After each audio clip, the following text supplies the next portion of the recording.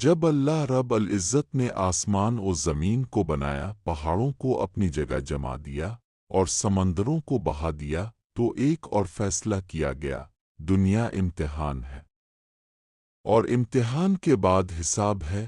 اسی حساب کے لیے دو ٹھکانے بنے تھے، ایک جنت جو اللہ کی رحمت، سکون اور نور سے لبریز ہے، اور ایک جہنم جو عدل کا مقام ہے، جہاں نافرمان اور سرکشوں کے اعمال کا نتیجہ ملے گا۔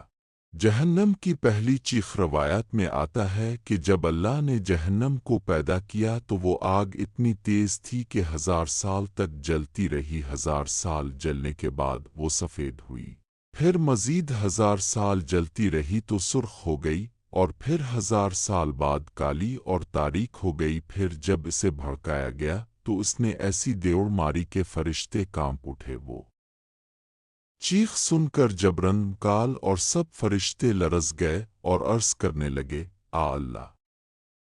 یہ کس کے لیے ہے؟ اللہ تعالیٰ نے فرمایا: یہ میرے ان بندوں کے لیے ہے جو میرا انکار کریں گے، ظلم کریں گے اور غرور میں آ کر حق سے منہ موڑیں گے۔ انبیاء کا خوف۔ نبی کریم نے فرمایا: جہنم نے اپنے رب سے شکایت کی: آ اللہ! میرا ایک حصہ دوسرے کو کھا رہا ہے۔ تو اللہ نے اس کو 2 سانس دیے، ایک گرمیوں کی شدت اور ایک سردیوں کی شدت۔ صحیح بخاری۔ یہ سن کر صحابہ کرام رو پڑتے کہ اگر دنیا کی گرمی اور سردی جہنم کے سانسیں ہے تو اصل جہنم کی شدت کیسی ہوگی؟ حضرت عمر اکثر جہنم کے ذکر پر زمین پر گر پڑتے اور فرماتے: اگر جہنم سے میرا ایک بال بھی بچ گیا تو یہی میری کامیابی ہے۔ جہنم کے دروازے قرآن کہتا ہے: لے سیبایا اے بویاب، الحجر 44۔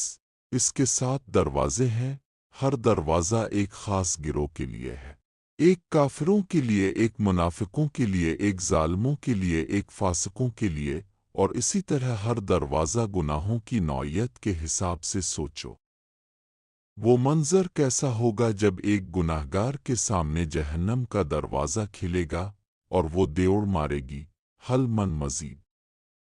کیا اور بھی کوئی ہے؟ یعنی وہ اور بھی کوئی ہے جو میرے لیے بھیجا گیا؟